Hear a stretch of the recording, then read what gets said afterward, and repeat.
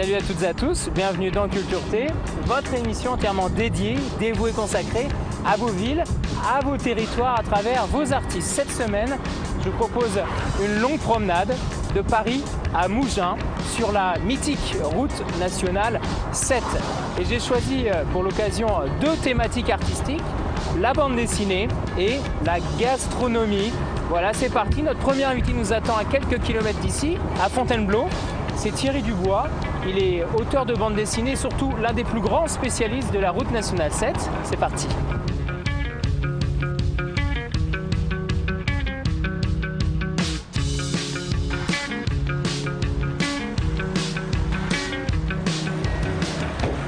Allez, on va quitter quelques instants notre voiture qui va nous accompagner jusqu'au bout de la France sur la nationale 7. On va embarquer dans cette superbe Ford vedette de 1953.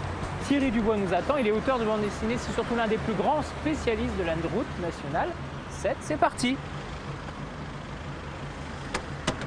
Faut savoir ouvrir, c'est pas facile. Salut, c'est parti. Salut Thierry. Ah bah ça klaxonne, c'est normal. C'est la nationale 7. Un gros carrefour. Bon Thierry, merci de m'accueillir dans l'une de tes voitures. Hein, tu collectionnes ces voitures d'un autre temps mais qui font vraiment plaisir à voir. On est donc sur cette nationale 7, tellement connue, tellement appréciée toujours aujourd'hui. Toi tu te souviens, je sais pas, d'un moment particulier, d'une saveur, une odeur, un paysage qui explique pour toi ton amour pour la route nationale 7? Le soleil, ça c'est voilà, la nationale 7 c'est quand même la route du soleil. Hein. Et on imagine toujours de la prendre que vers le sud. C'est vrai que la nationale 7 ça se prend vers le soleil, ça se prend vers. C'est pas hasard si on l'a appelée la route bleue, hein, c'est parce que justement elle menait vers la Grande Bleue. Et c'est toujours un enchantement de partir comme ça sur la route du soleil comme aujourd'hui. Alors l'avantage en plus de le faire avec ces vieilles voitures, bah, c'est d'être ouvert sur l'extérieur, de retrouver les sensations d'époque. C'est de la nostalgie, hein, c'est sûr, hein, je l'assume totalement. Hein, mais la National 7, c'est vrai que ça s'apprécie encore plus en vieille voiture. Thierry, on est parti de cette grande place, hein, de ce grand point où il y a un obélisque, sur la commune de Fontainebleau. C'est un des premiers rendez-vous de cette route nationale 7 après Paris. Disons que c'est justement à partir de Fontainebleau qu'on a quitté la région parisienne. Là, on est vraiment sur la route à la campagne et on part sur la grande nationale 7. Alors, tu as continué cette passion de la nationale 7 à la conjuguer en bande dessinée. Pour toi, c'était un moment évident de te dire, bah, évidemment, moi qui suis auteur de bande dessinée, je vais pouvoir lier mes deux passions. Bah surtout que moi je suis passionné par la ligne claire, je suis un peu old school et ça se marie évidemment parfaitement à cette époque. Toutes les voitures que j'ai pu voir dans mon enfance et tout, voilà, j'ai un plaisir à les remettre sur la route. Puis l'avantage du dessin par rapport à cette nostalgie et tout, c'est qu'on peut vraiment reconstruire la Nationale 7, la refaire encore plus parfaite qu'elle n'était, quoi. Alors dernièrement tu as sorti la route nationale 7 en autorama. C'est quoi l'autorama? Alors l'autorama, c'est un mot qui fleure bon les années 50. Quoi. Je voulais faire une espèce d'expo et donc c'est une série de grandes illustrations d'endroits mythiques de la Nationale 7 ou très connus, où en plus le lecteur va s'amuser à aller chercher dans toutes les images les petits détails, les petites choses, etc. Puis même si je peux te dire un secret, sur chacune des images, il y a une de mes voitures. D'accord, t'as raison. Ça veut dire que t'as pas mal de voitures quand même. Quelques-unes. Mais bon, j'ai pas de grosses voitures, de voitures très luxueuses. Moi, j'adore les voitures routières, quoi. Ce qu'on voyait sur la route, les populaires. Regarde, là, on va passer sous des platanes. Ah oui, les premiers. Ouais, et les gens ont oublié ce que c'est que de rouler sous des platanes. Regarde, il y a du soleil, et là, on va rouler à l'ombre, au frais, et on va retrouver la fonction première des platanes, c'est de rafraîchir les usagers. Et puis cette petite ombre qui va nous envahir, c'est magique, c'est magique. Et bien c'est sur cette ère de magie Thierry, je te remercie déjà. Merci beaucoup d'avoir ouvert ce Culture T sur la route nationale 7. Nous on va continuer nos aventures Et si tu le veux bien, je veux bien aller récupérer ma voiture. Ok, allez, bonne On va route faire en tout cas. demi-tour. Merci à toi.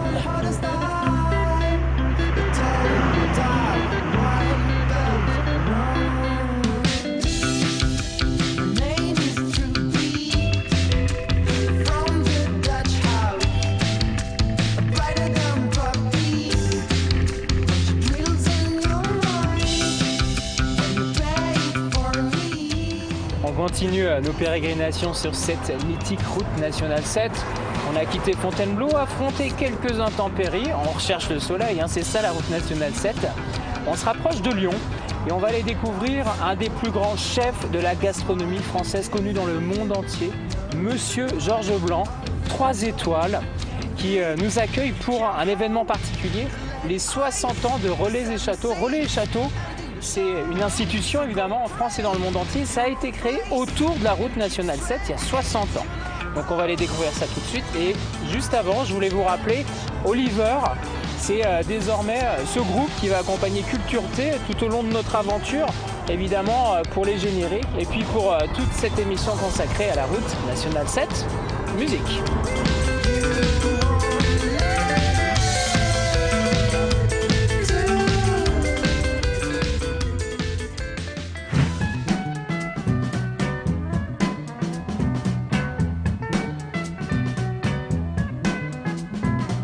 Le rendez-vous était pris de longue date. Gare de Mâcon un lundi matin, des voitures anciennes pour le transport vers ce village à la renommée mondiale. Quelques kilomètres, et nous voilà arrivés chez le maître des lieux, un chef 3 étoiles qui affole les papilles depuis plusieurs décennies, Monsieur Georges Blanc. L'arrière-petit-fils d'un cafetier, limonadier et marchand de charbon sera donc resté dans ce village où il réussit à s'imposer comme l'un des grands noms de la gastronomie. Vous savez, j'ai passé les 70 ans, mais j'ai gardé la même passion que depuis le début. C'est d'ailleurs pour ça que je continue. Je prends du plaisir à travailler sans jamais avoir l'impression de travailler. Ça, c'est une chance. Et j'ai des équipes formidables autour de moi. Je m'efforce de transmettre un savoir-faire, mais aussi je m'efforce de transmettre une passion, c'est-à-dire d'avoir la capacité de faire naître chez tous les jeunes d'aujourd'hui cette volonté de s'épanouir dans ce beau métier. Moi, ça fait 34 ans que j'ai 3 étoiles, mais je pense que le niveau s'est considérablement élevé et qu'il faut être toujours en progrès pour paraître seulement aussi bon et au niveau. Jamais on a mangé aussi bien, jamais il y a eu autant de perfectionnement dans l'art culinaire et puis un éveil aussi considérable à remarquer dans le public d'aujourd'hui qui, à travers les médias, sont très intéressés par tout ce qui touche les produits, la façon de les travailler, les mettre en œuvre dans des présentations qui sont vraiment, qui donnent plus que du plaisir, parfois même des émotions. C'est ça qui est fabuleux. C'est donc ici à Vonas que Relais et Châteaux est venu souffler ses 60 bougies. Né autour de la route nationale 7, la route du bonheur, ces relais de campagne allaient devenir une institution connue et appréciée sur les 5 continents. C'est un moment de mémoire, mais que nous avons voulu aussi un moment de fête. On n'a pas tous les jours 60 ans, et c'est l'occasion unique de nos souvenirs de la région, la raison pour laquelle 8 hôteliers et chefs, le 12 mai 1954, se sont réunis chez Paul Blanc, qui est l'oncle de Georges qui nous accueille aujourd'hui à Vonas, pour s'unir en fait, pour assurer leur promotion commune et puis pour poser les fondements de notre association, qui sont des fondements de valeurs d'authenticité, d'excellence, de passion également. Et dans chaque relais château, il doit y avoir une bonne table, il doit y avoir un esprit de famille, et c'est cet esprit qui a vécu de manière extraordinaire aujourd'hui avec tous les amis qui étaient autour de nous.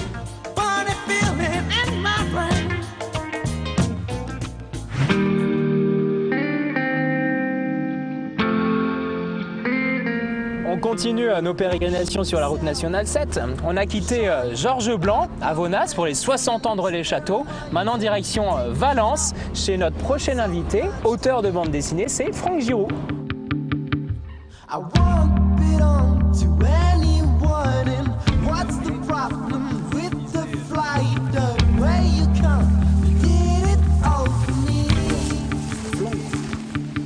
Franck, merci de m'accueillir dans ce paradis totalement bucolique. On est à quelques centaines de mètres du très joli village de Mirmande derrière nous, qui est un village qui date de... Les premières constructions datent du XIIe siècle, l'essentiel des maisons date du XVIIe, mais avec quelques demeures antérieures. Et l'église Sainte-Foy qui le domine, qui elle a été bâtie en effet au XIIIe siècle.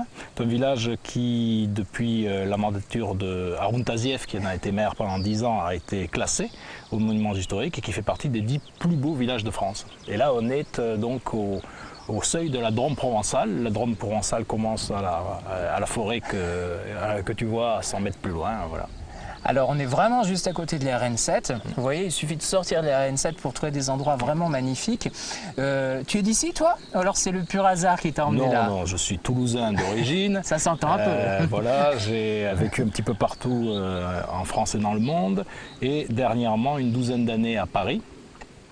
Et donc il y a 5-6 ans, on s'est installé ici pour fuir un petit peu la pression urbaine. Et là on a trouvé un petit peu le paradis, parce qu'on n'est quand même pas très loin des grands axes de communication, on n'est pas loin de villes comme Avignon, Marseille, Lyon, et en même temps on est totalement isolé, on est dans un nid de verdure où pullulent toutes sortes de bestioles, on a des sangliers, des chevreuils, des renards, des blaireaux, non c'est vraiment un petit paradis.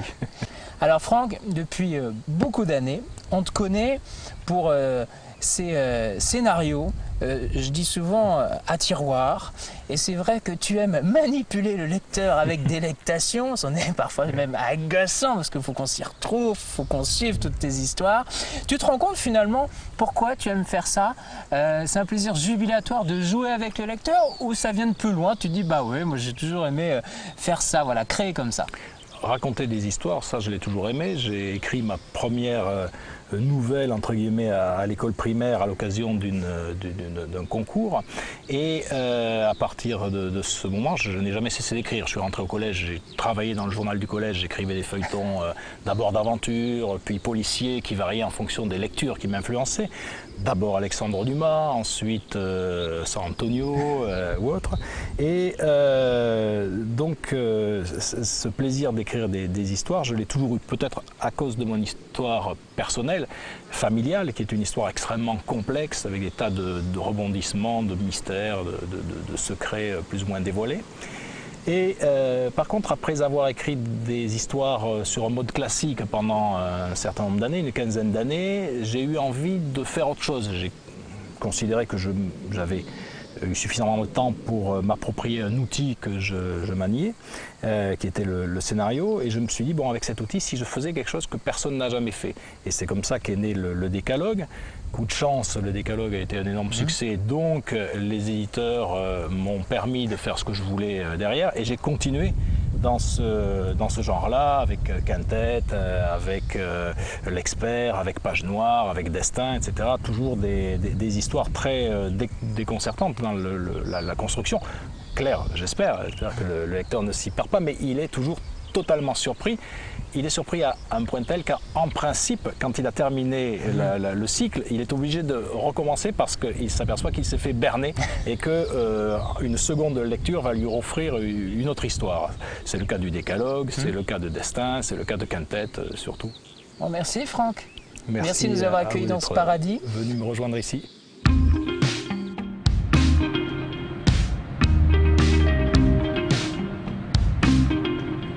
On continue nos aventures sur la route nationale 7, la route bleue. Le ciel est bleu, rayonnant, radieux.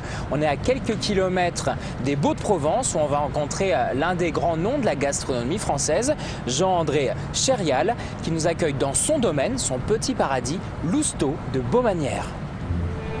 C'est magnifique là en plus. Hein.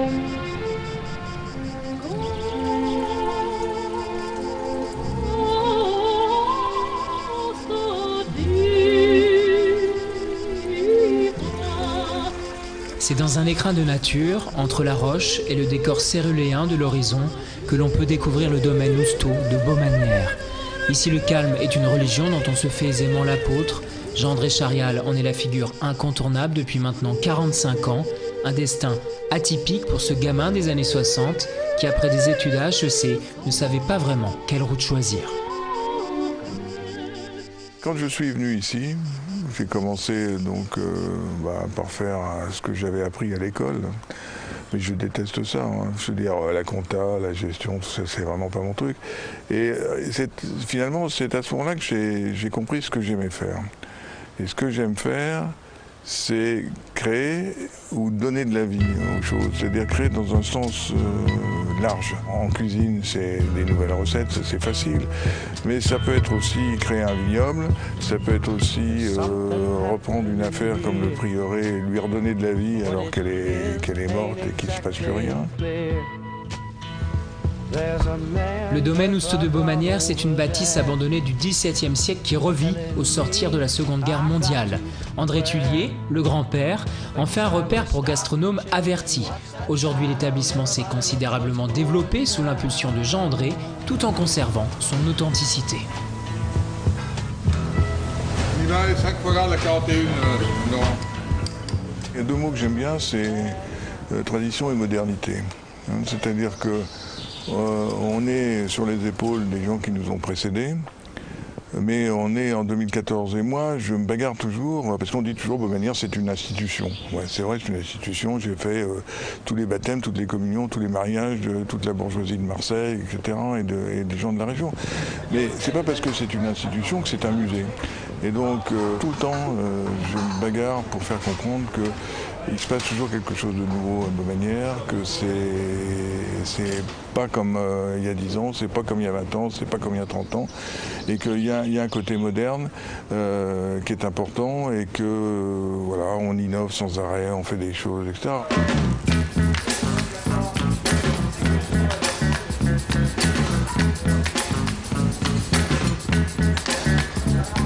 Housteau de Baumanière, c'est un hôtel et une table réputée dans le monde entier. Une cuisine minérale, imprégnée par le lieu, où le chef aime des choses simples, le rouget, les abats, les légumes. Ce qui importe, c'est le produit. Le fait d'avoir son propre potager aussi, et de pouvoir cueillir des légumes le matin même, des petits haricots verts, les petits pois c'est fini malheureusement, mais on a les meilleurs petits pois du monde et c'est meilleur que n'importe quel caviar parce que je veux dire, du caviar pour en manger à Hong Kong, à Chicago, à Caracas où vous voulez, mais je veux dire des petits pois comme je sais à moi, comme ils sont cueillis le matin, tout petits, on peut presque les manger crus et les servir ça, les gens me disent mais comment vous avez fait pour faire ça? Il n'y a rien de magique, hein, je veux dire, c'est pas dans la cuisson, c'est le produit lui-même qui est exceptionnel. Et ça, si vous voulez, pour moi, c'est extraordinaire.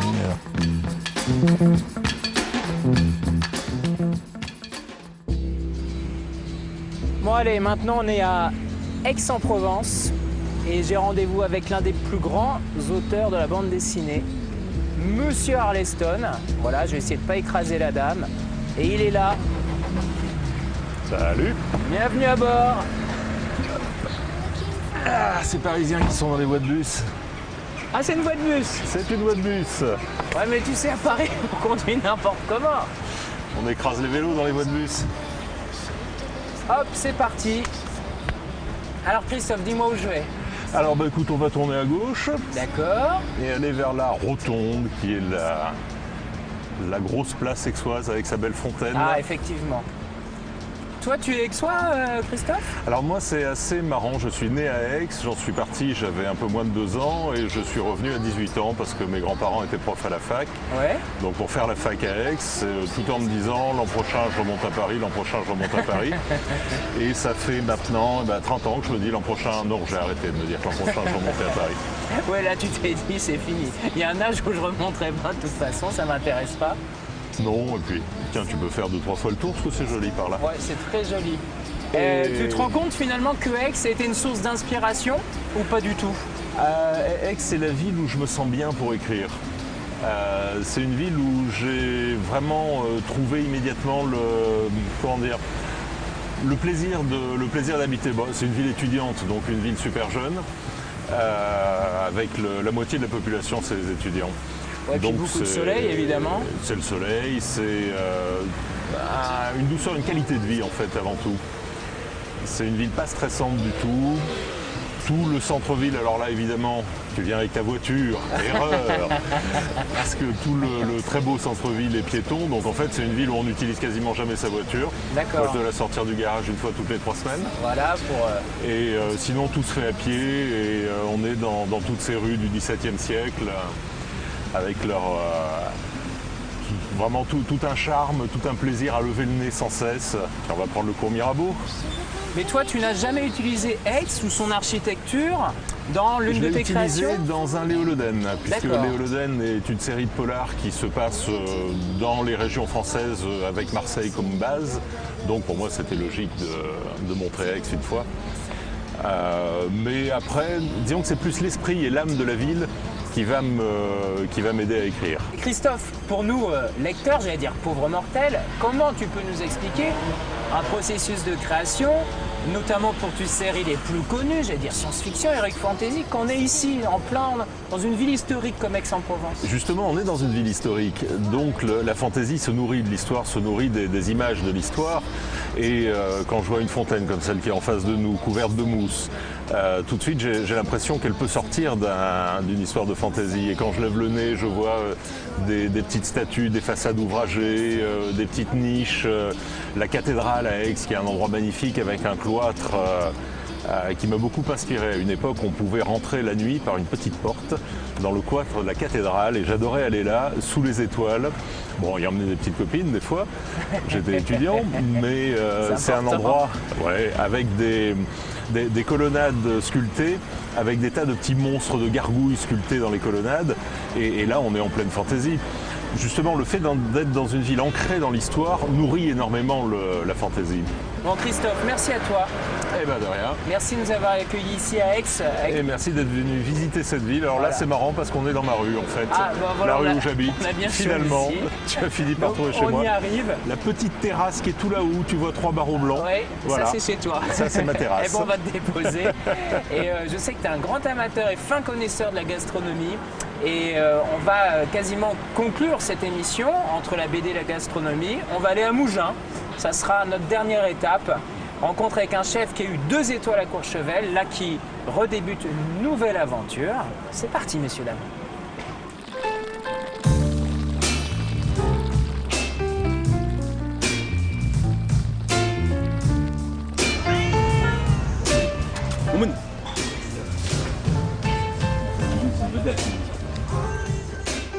Alors le concept il est simple, je choisis un produit de saison chaque mois que je décline de l'entrée jusqu'au dessert. Donc là en ce moment nous sommes sur la girole, donc on part de la muse-bouche à base de girole et elle est travaillée de différentes manières jusqu'au dessert.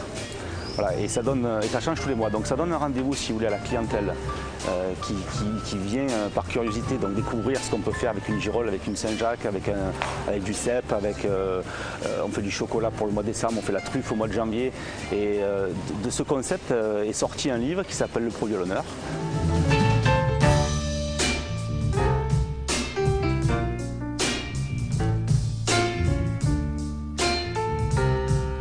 Il y a une vraie recherche qui a été faite sur chaque produit, c'est-à-dire qu'on ouvre le produit et on explique comment le citron de Menton est arrivé à Menton, pourquoi il est arrivé à Menton, quelle époque. On explique par exemple sur l'asperge quel roi aimait l'asperge et que c'était un légume noble à l'époque. Enfin, voilà, il y a un vrai travail et techniquement sur les recettes et de recherche sur le produit.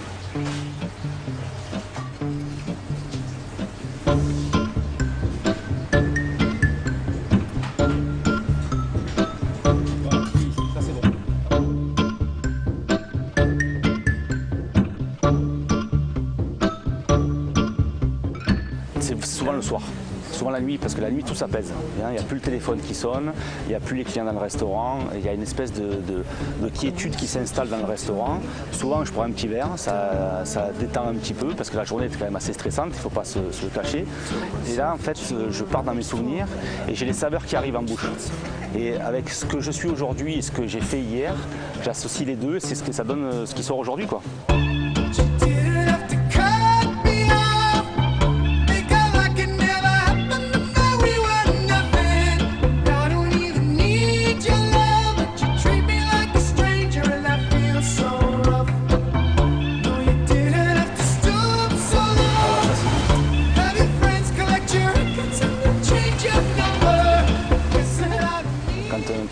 c'est un grand moment d'émotion.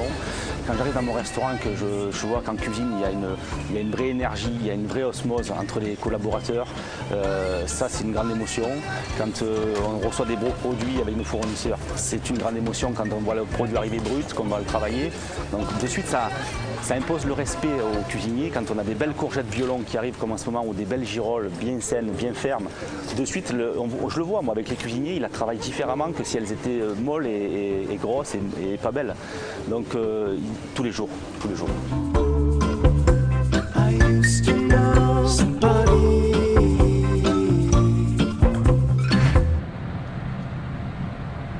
Vous le savez, il y a désormais une tradition dans Culture Thé. Pour conclure l'émission, c'est la rubrique Beau Livre.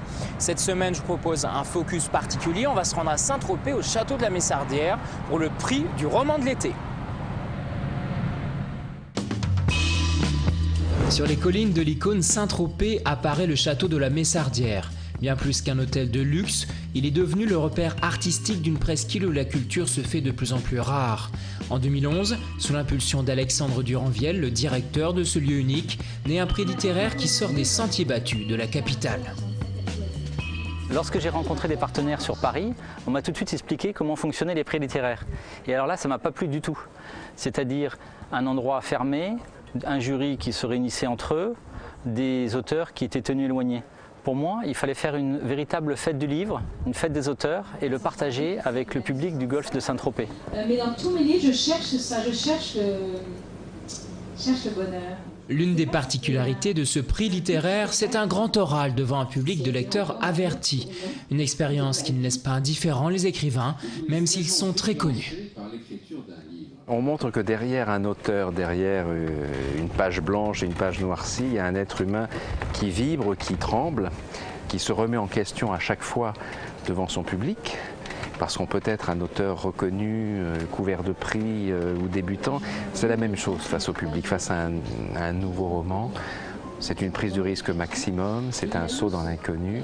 Et il est bon que les livres vivent aussi à travers la sincérité de leur auteur à l'oral. Ça, j'y crois profondément.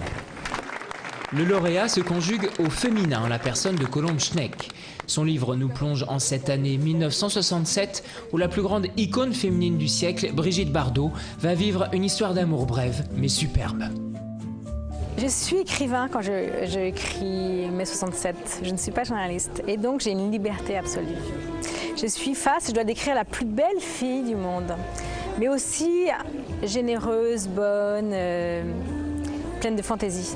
Il fallait que je raconte ça avec des mots, décrire le physique de Brigitte Bardot, la façon dont elle marche, la façon dont elle se tient, la façon dont elle ouvre la bouche, cette perfection un peu irréelle, inouïe.